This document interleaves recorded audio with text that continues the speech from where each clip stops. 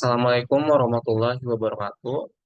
Di sini saya akan mempresentasikan laporan penelitian yang berjudul Analisis dan Evaluasi Dinding Penahan Tanah, Kajian Jenis, Aplikasi Lapangan, dan Pertimbangan Desain, yang ditugaskan oleh Bapak Iqbal Mei Prasetyo, Sarjana Teknik Master of Engineering, sebagai dosen pengampu, dan dibuat oleh saya, Ramzi Suherman, dengan NIM 23500350008, mata kuliah Perancangan Pondasi 1. Tujuan penelitian. Yang pertama, menjelaskan pengertian, fungsi, dan klasifikasi dinding penahan tanah. Kedua, menganalisis aplikasi dinding penahan tanah melalui studi kasus nyata. Ketiga, menguraikan gaya, parameter tanah, dan melakukan simulasi perhitungan sederhana dengan menggunakan teori Rankine. Keempat, membandingkan kelebihan dan kekurangan dua jenis dinding penahan tanah.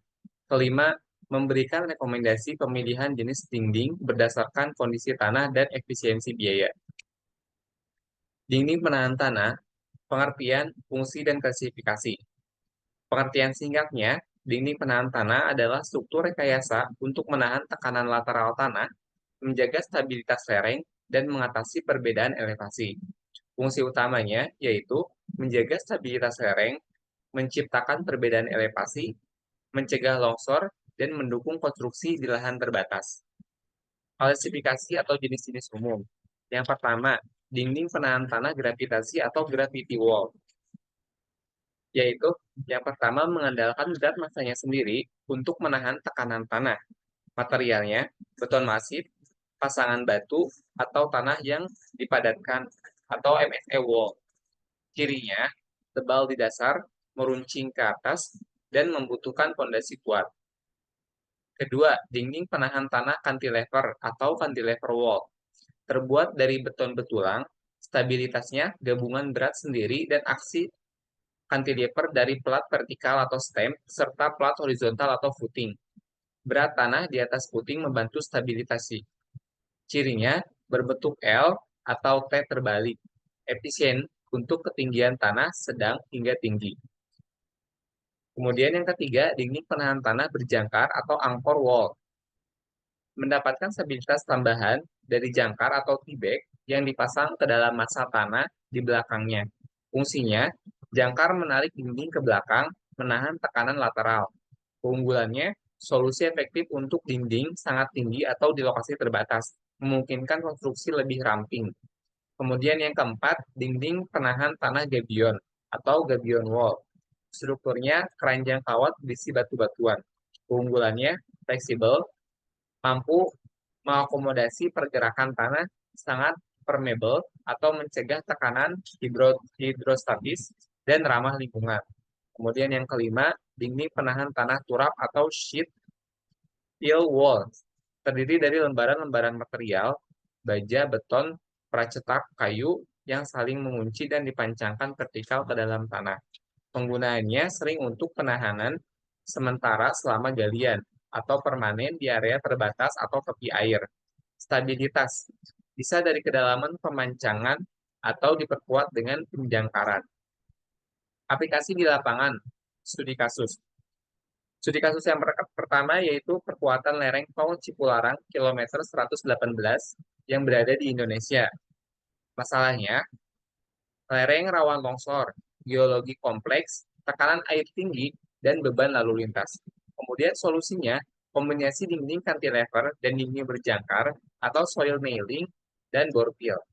Tujuannya, menahan tekanan lateral, stabilisasi jangka panjang, mengatur air, memungkinkan rekonstruksi. Kemudian studi kasus yang kedua itu proyek High Speed 2 atau HS2 yang terletak di Inggris.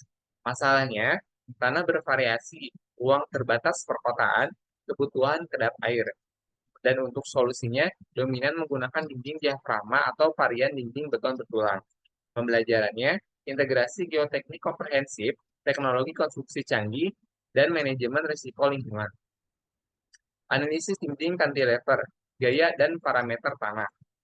Gaya-gaya utama, pertama ada tekanan tanah aktif atau PA, dorongan tanah dari belakang atau cenderung guling atau geser. Kemudian tekanan tanah pasif atau PP, perlawanan tanah di depan, atau menahan guling atau geser. Kemudian berat dinding sendiri atau WW, dan berat tanah di atas tumit atau WS, gaya vertikal penahan. Kemudian gaya surcharge atau PSH, beban tambahan di permukaan tanah, dan tekanan air pori atau U, tekanan air tanah mendorong dinding, dan gaya gempa atau PEQ, gaya inersia tambahan jika di daerah rawan gempa. Kemudian parameter tanah penting, yaitu sudut geser internal atau disimbolkan dengan V, resistansi geser tanah, kemudian kohesi disimbolkan dengan C, daya lekat partikel tanah penting untuk lempung, dan berat volume tanah yang disimbolkan oleh Y atau gamma, berat per unit volume. Kemudian ada sudut geser dinding tanah, gesekan antar muka dinding tanah, kemudian sudut kemiringan timbunan, kemiringan lereng di belakang dinding, dan tinggi muka air tanah atau MAT, kedalaman air tanah. Simulasi perhitungan stabilitas dengan menggunakan teori Rankine. Asumsi datanya untuk tingginya itu 5 meter, jenis tanahnya pasir padat, dengan V sama dengan 30 derajat dan gamma 18 kilonewton per meter kubik, dan kohesi atau C sama dengan 0 kPa. Muka air tanah atau mati di bawah fondasi, tidak ada pengaruh air, dan beban tambahan atau surcharge-nya 0 kPa. Untuk perhitungannya, step 1, hitung koefisien tekanan tanah aktif atau KA. Rumusnya, KA sama dengan tangan kuadrat dari 45 derajat dikurangi pi per 2. Substitusikan. KA sama dengan tangan kuadrat dari 45 derajat dikurangi 30 derajat per 2. Kemudian KA sama dengan tangan kuadrat dari 45 derajat dikurangi 15 derajat. Kemudian KA sama dengan tangan kuadrat dari 30 derajat. Hasilnya KA adalah 0,333. Step kedua, hitung tekanan tanah aktif total atau PA dan titik kerjanya.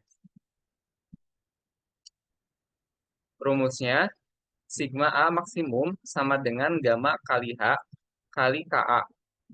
Substitusikan nilai. Sigma A maksimum sama dengan 18 kilonewton per meter kubik dikali 5 meter dikali 0,333. Hasilnya 29,97 kilopascal. Kedua, gaya tekanan tanah aktif atau total, gaya tekanan tanah aktif total atau PA. Perhitungannya, PA sama dengan setengah kali sigma A maksimum dikalikan dengan H. Substitusi nilai. PA sama dengan setengah kali 29,97 kilopascal dikali 5 meter, hasilnya 74,925 kilonewton per meter. Ketiga,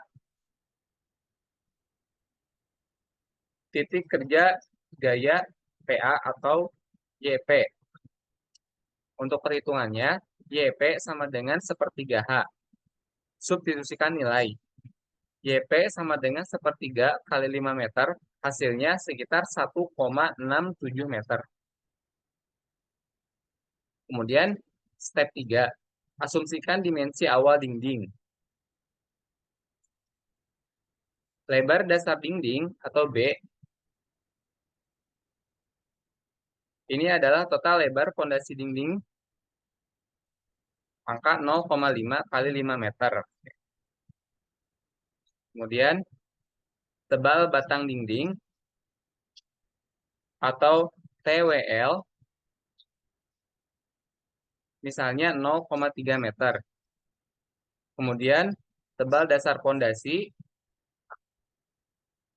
atau TFB, misalnya 0,5 meter. Kemudian panjang tumit atau panjang heel itu misalnya 1,5 meter. Kemudian untuk panjang jari kaki atau panjang tu misalnya 0,7 meter. Dan berat jenis beton atau Y beton,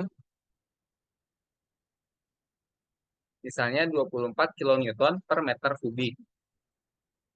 Kemudian, step keempat, hitung berat sendiri dinding dan berat tanah di atas tumit.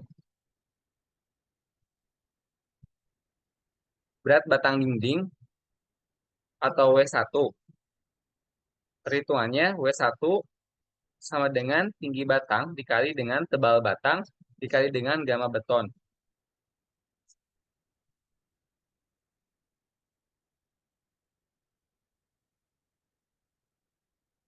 W1 sama dengan 5 meter dikurangi 0,5 meter dikali 0,3 meter dikali 24 kilonewton per meter kubik. Hasilnya 32,4 kilonewton per meter. Ya, pusat gravitasi. Pusat gravitasi 0,7 ditambah 0,3 per 2 sama dengan 0,85 meter dari Tu. Dan berat dasar fondasi atau W2 sama dengan 2,5 meter dikali 0,5 meter dikali 24 kilonewton per meter kubik. Hasilnya 30 kilonewton per meter. Kemudian pusat gravitasi. Pusat gravitasi 0,7 ditambah 0,3 ditambah 1,5 per 2 sama dengan 1,75 meter dari Tu. Dan selanjutnya gaya vertikal total atau sigma V. Sigma V sama dengan 32,4 ditambah 30 ditambah 121,5 hasilnya 183,9 kilonewton per meter. Selanjutnya step 5, periksa stabilitas terhadap guling atau overturning stability. Momen pengguling atau MOT, perhitungannya MOT sama dengan PA dikalikan dengan YP. Substitusi nilai.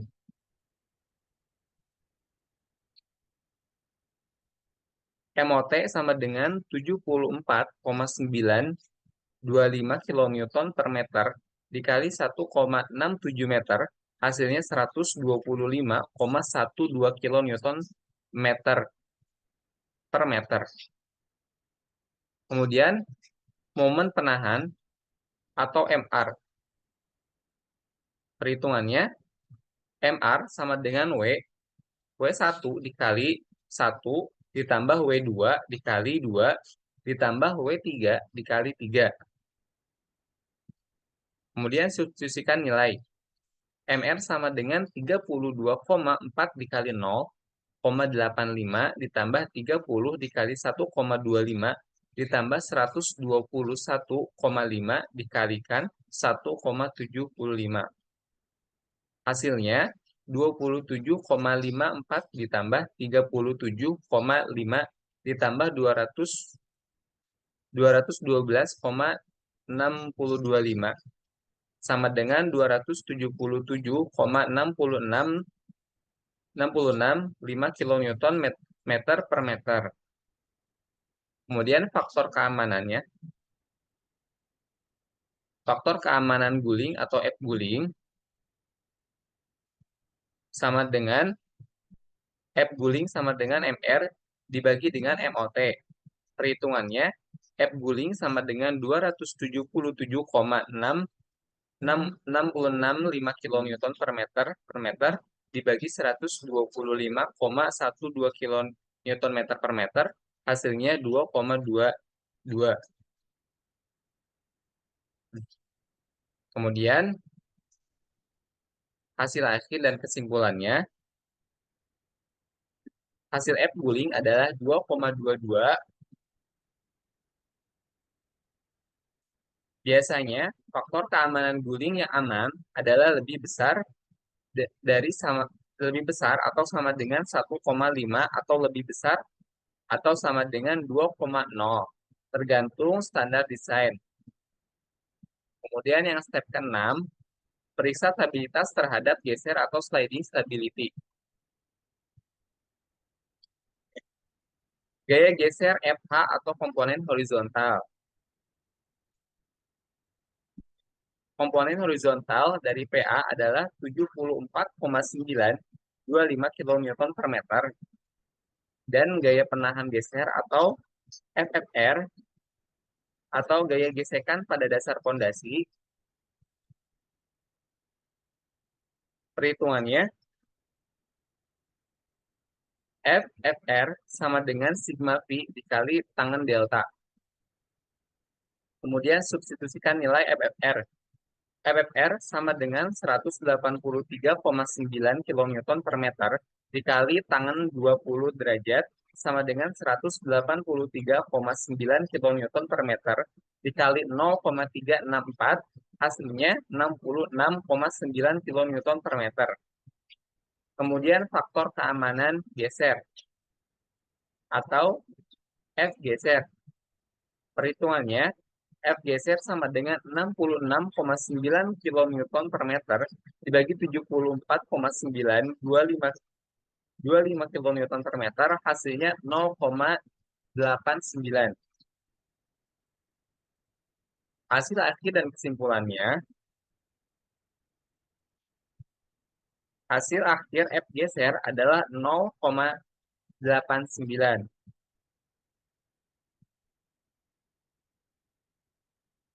Selanjutnya, cantilever versus gabion, kelebihan dan kekurangan.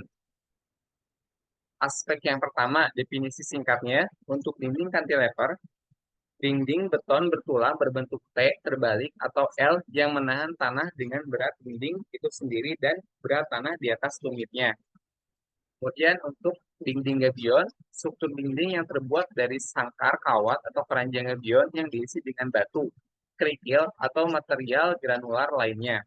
Untuk kelebihannya, aspek kelebihannya, untuk dinding cantilever, kekuatan tinggi, sangat kuat dan kaku, mampu menahan tekanan tanah lateral yang besar, desain ramping, relatif tipis, atau ramping dibandingkan dengan gravitasi solid lainnya.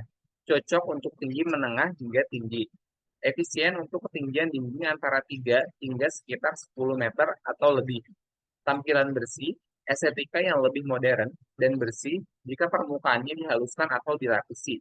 Fleksibilitas desain dapat didesain dengan berbagai bentuk dan ukuran. Sedangkan untuk dinding gabion, kelebihannya yaitu fleksibel, mampu mengakomodasikan deformasi kecil pada tanah di bawahnya tanpa retak, sehingga cocok untuk tanah yang rentan terhadap penurunan. Permeable atau drainase baik. Struktur berongga memungkinkan air mengalir melaluinya, mengurangi tekanan hidrostatik di belakang dinding, dan menghilangkan kebutuhan sistem drainase yang kompleks. Kemudian ramah lingkungan, menggunakan material lokal atau batu, meminimalkan jejak karbon, dan dapat mendukung pertumbuhan vegetasi di antara celah batu seiring waktu. Relatif mudah dibangun, membutuhkan keterampilan tenaga kerja yang lebih sedikit dan peralatan yang lebih sederhana dibandingkan beton bertulang. Kemudian ekonomis untuk material lokal. Biaya material dapat rendah jika batu tersedia di lokasi. Kemudian tanah erosi. Struktur batuan yang saling mengunci memberikan ketahanan yang baik terhadap erosi air. Kemudian untuk aspek selanjutnya yaitu kekurangan. Untuk dinding cantilever, kekurangannya yang pertama pekerjaan kompleks. Membutuhkan pekerjaan beton betulang yang detail dan presisi, termasuk pembesian dan pengecoran yang rumit. Biaya konstruksi lebih tinggi, umumnya lebih mahal karena biaya material, beton, baja tulangan, tenaga kerja terampil, dan peralatan yang spesifik. Kemudian membutuhkan fondasi yang baik. Sangat sensitif terhadap penurunan tanah, membutuhkan penyelidikan tanah dan desain fondasi yang teliti untuk mencegah retak atau kegagalan. Kemudian waktu konstruksi lebih lama. Proses konstruksi yang lebih memakan waktu dibandingkan dinding gabion. Kemudian tidak fleksibel, tidak mampu mengakomodasi penurunan tanah yang signifikan tanpa mengalami retak atau kerusakan. Kemudian membutuhkan sistem drainase. Perlu sistem drainase yang baik di belakang dinding untuk mencegah penumpukan tekanan air. Sedangkan untuk dinding gabion, kekurangannya yang pertama tidak cocok untuk dinding sangat tinggi. Efisiensi berkurang untuk ketinggian dinding yang sangat tinggi karena membutuhkan dasar yang sangat lebar untuk stabilitas. Kemudian tentang terhadap korosi atau karat. Korosi kawat. Kawat sangkar dapat berkarat seiring waktu jika tidak dilapisi dengan baik atau PVC atau galvanis yang dapat menyebabkan kegagalan struktural. Estetika estetika bervariasi. Tampilan kasar atau alami mungkin tidak selalu diinginkan untuk semua proyek, terutama di area perkotaan yang membutuhkan tampilan lebih formal. Kemudian perlu pemeliharaan. Kawat bisa rusak dan batu bisa bergeser. Kemudian penurunan. Meskipun fleksibel, masih bisa mengalami penurunan jika fondasi tanah tidak stabil.